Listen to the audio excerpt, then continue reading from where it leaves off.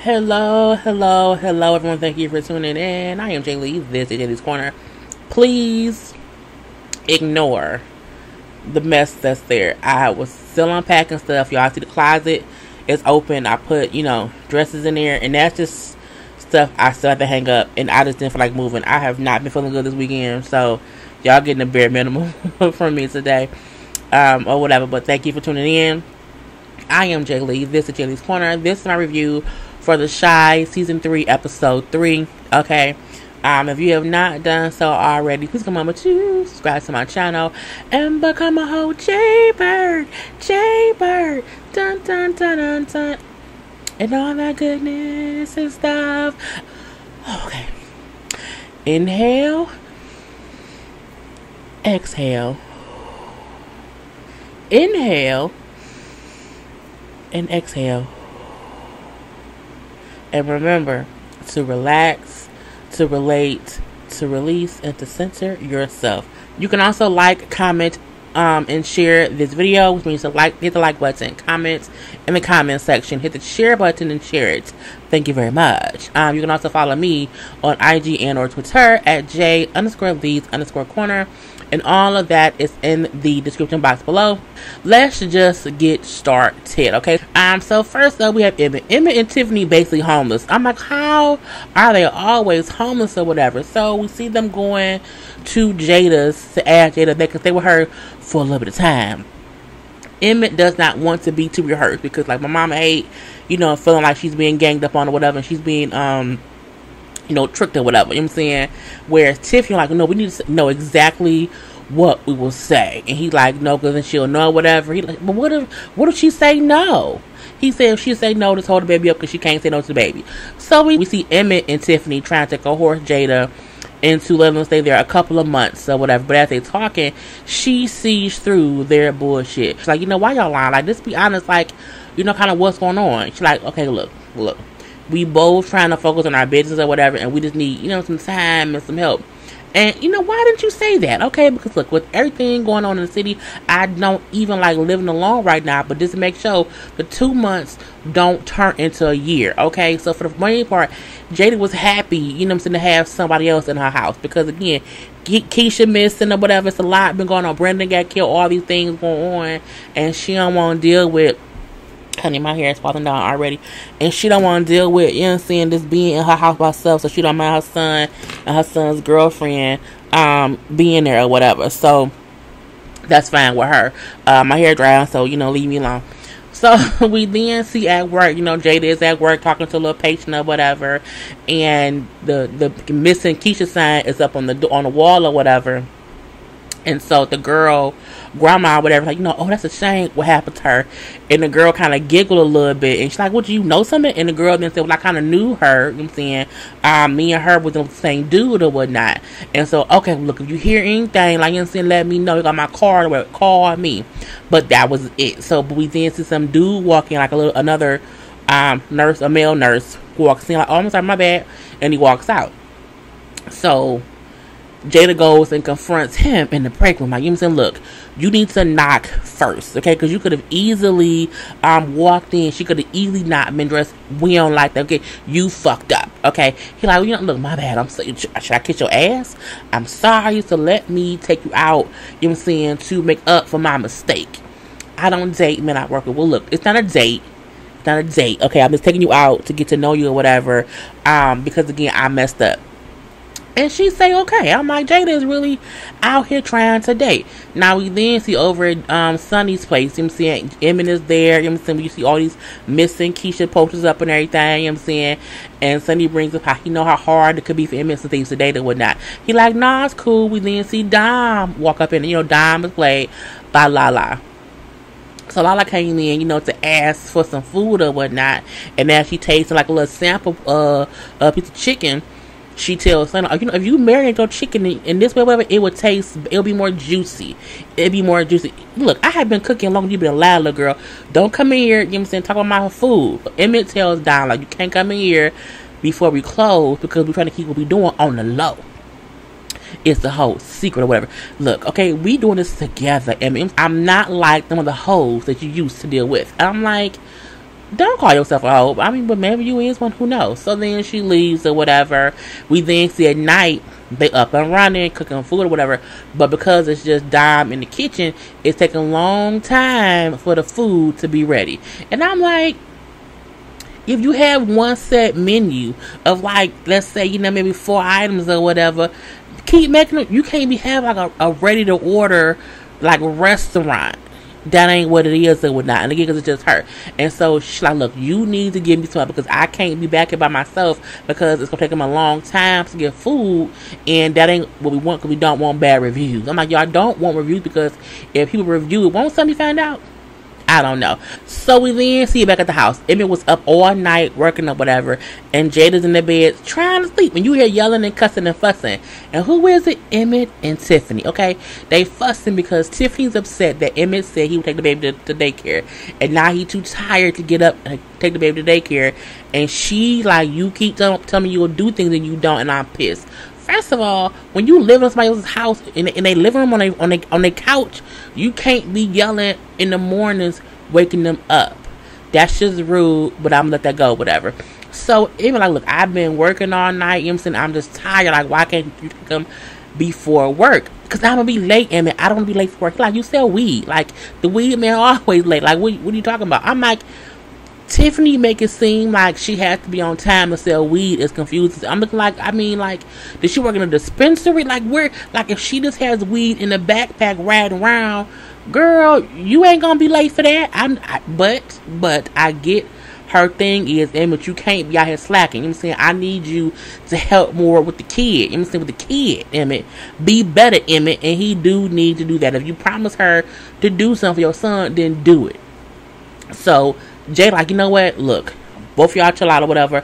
I will take him to daycare. No, that's why Emmett is trifling out there, because you always help him. Like, he say he gonna do something, he don't do it, and you swoop in and help him. Okay. Oh, so was it my fault? I mean, Jada, yes, you was mama. Like, you helped him get this way, but at the same time, Emmett just need to grow the fuck up.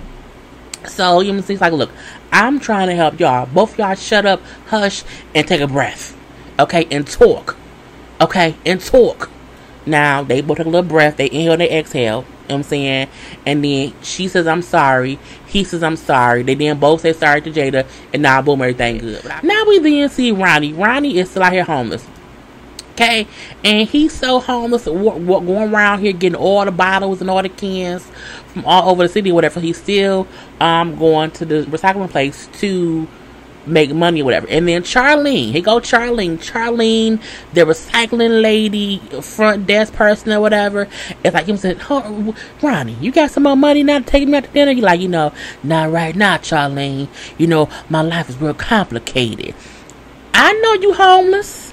Okay, Ronnie, that ain't no secret, but I was trying to give you some ass to lift your spirits. He like, you know, ain't nothing worse than pity pussy. I said, that's true.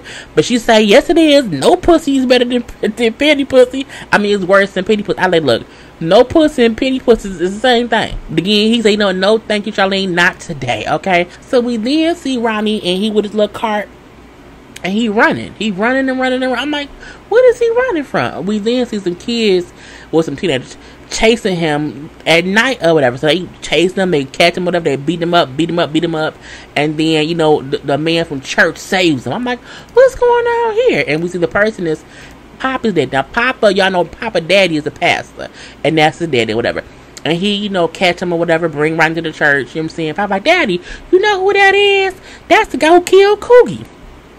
He's a child of God, son. Okay, that's who he is. And so he's sitting up there, you know, putting little, you know, ointment or whatever on his cuts and bruises or whatnot. Just asking him, like, why you keep coming back around the neighborhood, like, if things are so bad? It's my home.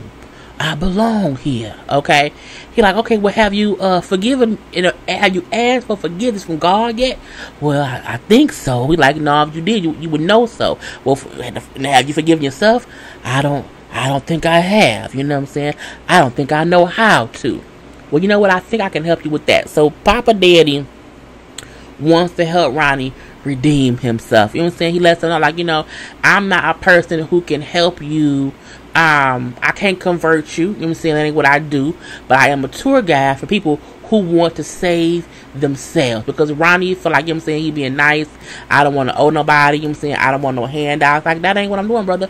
This is just, you know, me, you know, trying to help you in the godly way, okay? But again, I can help you on the road to where you're going. I could use a tour guide, okay? And we then see him go off, because he's all fixed up now. He go to see his grandma, okay? Miss Ethel, okay? Now, people kept asking, where's Miss Ethel? Why we ain't seeing Miss Ethel? I say, why y'all ask for shit? Y'all want to see everything in episode 1? Calm down, okay? Now, Miss Ethel is in a nursing home, okay? And it seems that she does not recognize or remember Ronnie as her grandson, because he comes in, you know, she like, this remote control don't work. It was a cell phone, you know what I'm saying? Because again, her mind ain't right. And, you know, he's sit down, Grandma. You ain't my grandson. You ain't my... What do you mean? Grandma, it's me, Ronnie. She's like, you ain't my grandson. My grandson is a war hero. You are a bum. I'm not a bum. No, I'm not a bum, but I plan to be a hero soon enough. Because Ronnie still feel like people is blaming me for doing something that I didn't do. I had nothing to do with Keisha being, you know, missing, even though I seen her before she, you know, came a missing or whatnot. So it's kind of fine. Now the boys, as I like to call them, 3 the hard way. So Kevin and them, you know, Kevin and Jake and Papa is at Nick's house, gun on him or whatever. Kevin like, I ain't going nowhere without my sister, okay? I don't care if you want to spread my brain. It's all about here. And then Jake like, you know what, Kevin, let's leave. Let's go ahead and leave, okay, because we don't want to get killed. And Papa then say, because I think I already pissed on my pants. I mean, it's because Papa don't fight. You know, he just scary one or whatever. All right, I'm going to catch you, though. I'm looking like Kevin is really out here trying to be gangster, whatever. But, I mean, his sister missing and he pissed. So we then see the whole family and friends or whatever all about passing out these missing flyers for Keisha. We then see that Nina runs into Tracy. Okay, now y'all remember Tracy. Tracy is Ronnie's ex. Okay, Tracy is the mother of Jason. Jason was the first kid killed in season 1. He's also the reason that Ronnie killed Cookie, because he was told that he may have had something to do with Jason being killed because he was found at Jason's body or whatever. So she like, oh hey, you know what I'm saying, your daughter's missing and everything. She's like, yeah, you know, it's kind of bad now. You know, we looking for her, whatever. And then, you know, Tracy tells Nina how, you know, nobody really cares about, you know, when a black kid is missing. You know what I'm saying? They just don't. Like, you're gonna need a whole army to really get the word out, you know, about her missing or whatnot. And I have an organization that I started about that. So I'm saying, come on down and, you know, meet the people or whatever. But first, she go by and she talks to Dre and Nina. And, like, you know, it's a whole group. It's about 50 of us. We don't play these games. And, you know, not many people may even really know that Keisha's missing. So, you know, it's going to take more than just pass down flyers to really get the word out about her being missing. Because, again, no one cares about missing black girls basically anywhere. And so, she again invites them to a meeting. Now, when they get to the meeting, okay, 2 of the parents was being complete assholes to both Dre and to Nina. How do we know she really missing? You know what I'm saying? We saw her fake Instagram or whatever, and she was all naked on there, you know what I'm saying? And I know she always in my son's comment section, you know what I'm saying? And, you know, how can we put our name behind some girl who may be some, like, this little fast girl or whatever, you know what I'm saying? And then people can start looking at us like we crazy. And I'm like, the fact that you was a black woman is not concerned with a black child who's missing, who at this point she's been missing for a week. I'm like, that's crazy. Her only concern is that we should only be, you know, concerned about people, you know, if the kid is dead, you know what I'm saying? But this girl may not really be missing. I'm like, oh, you ain't shit. I don't like you or the one beside you co-signing your bullshit. Made me mad. And then, you know, Tracy keeps reminding them, like, look, I made this group. It is about all children of Chicago, whatever, you know what I'm saying? And one lost child is everyone's, you know, responsibility to find.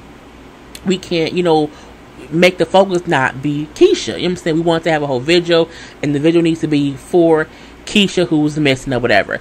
And so Dre, like, I want to remind you, lady, okay, who keep talking about Keisha or whatever, your son who was killed was caught on camera right before being killed robbing a shoe store. So you can't sit up here and judge to make it seem like, okay, Keisha Keisha not perfect. You know what I'm saying? Your kid ain't perfect either, but your ass around here made me mad or whatever.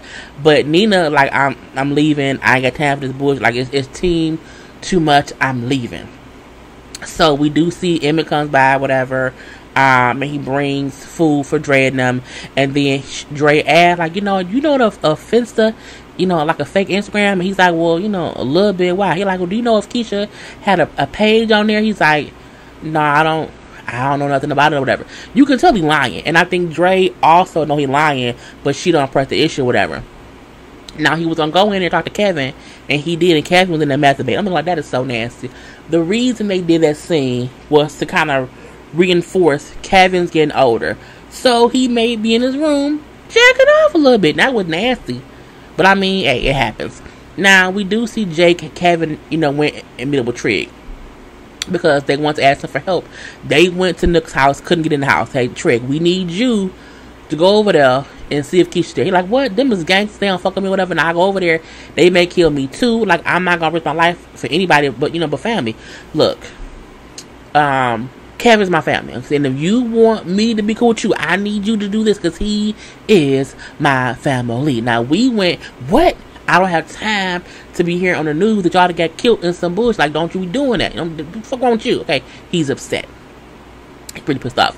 And so at that point in time, he said, look, just give me 40 hours and I'll get it figured out. Now, we do see a little scene when they're back in school. Kevin just worried about Keisha. Now, have you heard him trick? Like, nah, man. He said give him, about 2 days. Like, he'll call us back when he got something or whatever. Now, in school, we can see, Jake is still the kind of kid who don't care about school too much. He don't care. Whereas Kevin is a little bit more serious about school. And we see that Kevin likes a little black girl there. And the little black girl he likes in school is the person's picture he was jacking off to earlier or whatever. He was jacking off, like, her IG picture. It was like, But, with Jake not being the serious kid or whatever, the black girl, like, look, it ain't too many of us in the school. Like, we have to all look good for each other. Like, if you look bad, it makes me look bad. I don't like that. We have to be, we cannot just be excellent here. We have to be phenomenal to outrun the white folks around here, okay? And Kevin, you a whole king out here in these streets. Stop acting like a peasant. I say, okay, now. Let him know. Now, we do see Trig and Imani goes over to Nook's house. Boom. Okay. They come over, knock on the door, and they come in, guns are blazing. Now, they don't shoot anybody, but they still have, like, 3 guns or whatever. Like, look, we here looking for a girl. Okay, all y'all sit down somewhere. You know what I'm saying? We're going to find who we looking for up in this piece. Now, they go through the house, and there's girls everywhere, like in every room. And you see one girl say, if she here, she's not here because, on her free will or whatever. So they go from room to room. And they don't find Keisha, but they do find the girls in there. And Imani is having, like, she's emotionally affected, seeing it. And they bust into one room, and you hear the girl screaming, stop. And the guy won't. He keeps going or whatever. And then, she come in, she like hit with the gun or whatnot. And you see Trey, like, focus. Like, you have to focus. You came in here, you know what I'm saying? Being emotional. You have to focus on what we're here for. Like, we're here to get Keisha, and, leave it at that. So, but they go there and wasn't no Keisha. Like, Keisha's not there, so they leave. I'm like, but did they leave the other girl there? I'm not sure. So they go back and tell Kevin and Jake, like, hey, Keisha wasn't there. Like, you gotta go back. You know what I'm saying? She has, like, she has to be there. Like, Kevin felt like Keisha must be there, and that's the only place she can be, because she ain't there, then she must be dead. And Trey, like, well, she could be dead. Like, she could be dead. You know what I'm saying? Or, a pimp could have called her somewhere, and now, you know what I'm saying, he got her somewhere else doing whatever else. But, you know what I'm saying, I don't know what to tell you, but she wasn't there, and then they just pull off.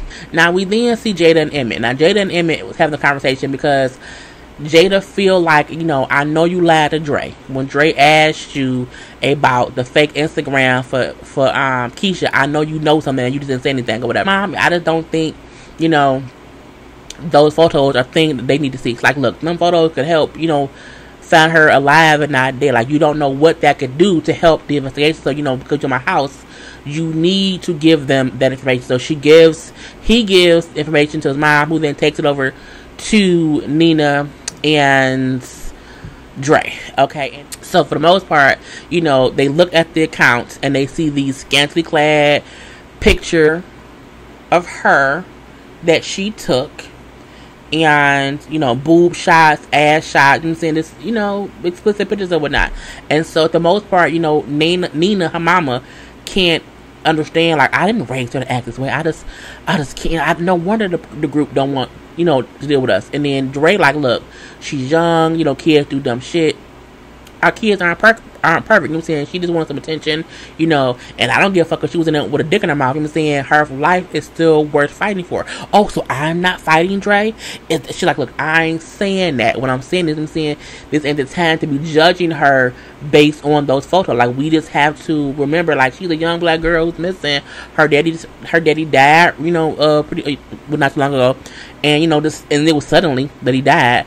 And then she wanted people to like her, you know what I'm saying? And this had nothing to do with you as a mom, you know, at all. I'm her mother, okay? I'm her mother, you know, she's my child, not yours. I'm like, oh, shit. Why did she say that? I knew it.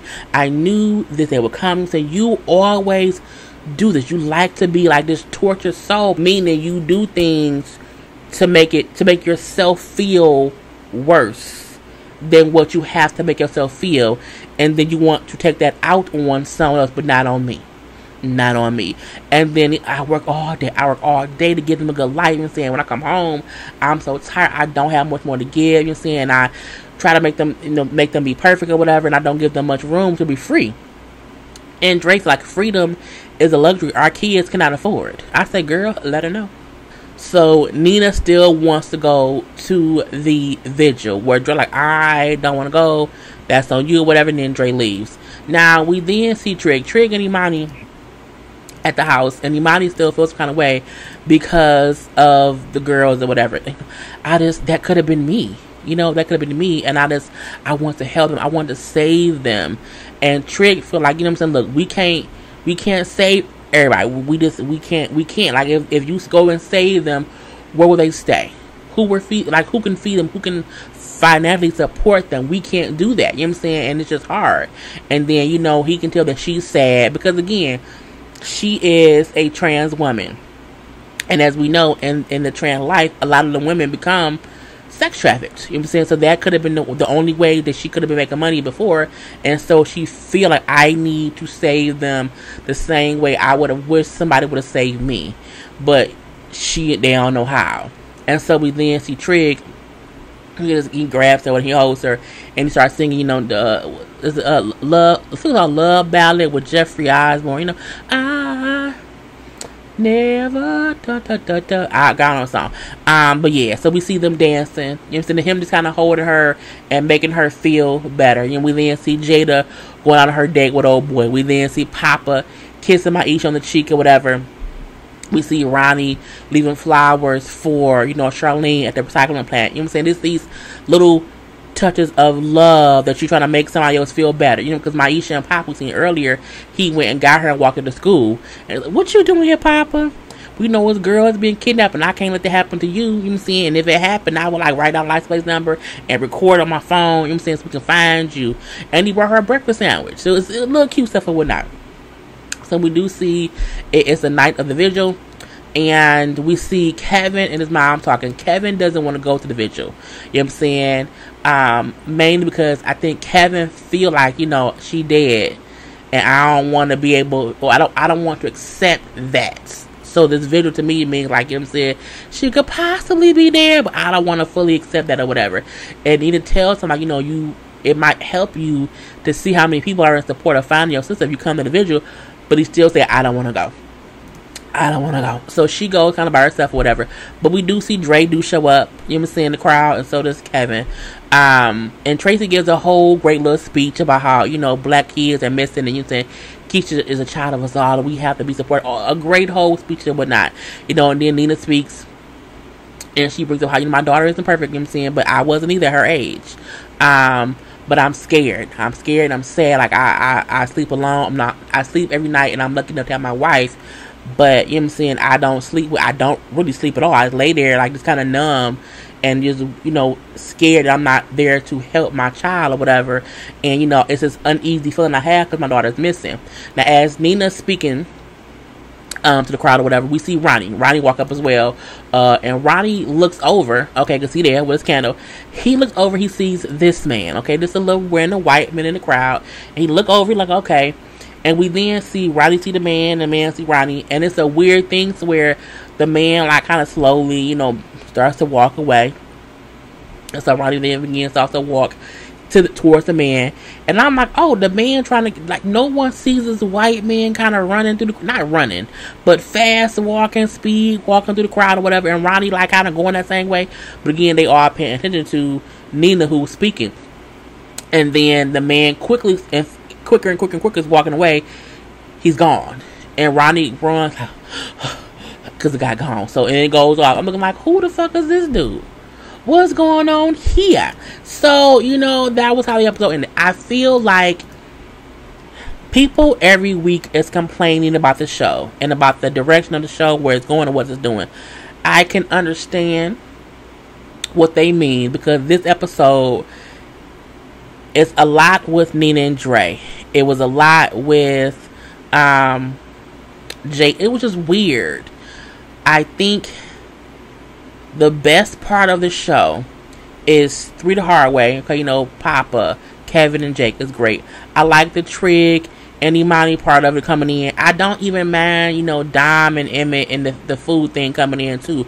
Because if we remember, Emmett used to want to do more at Sonny's, which is the restaurant. So I get the way they're going. I do feel like the story needs to pick up more. Like, I want to see more with it. Just seemed like it's not about Chicago as much as it was before. Now it's about different stuff. So I can see how people are a little bit aggravated with the show has taken like a little different turn, but I feel like it's still a good show. And seeing previews for the whole season, I feel like it's gonna get better. So for those of you who watch it and is upset, oh, Brenda's gone, let's just kind of see where the story goes and then go from there. But I digress. Okay, so that was in the episode. Again, I want to know, I feel like Ronnie was so drunk that night that he may have saw something and didn't fully know it, but seeing old boy, the white dude, he remembered something. And I just feel like they gotta bring Keisha back. I don't know. But please do not forget to like, to comment, to share this video. To also follow me on Twitter and or IG at J_Lees_Corner. And until next time, people.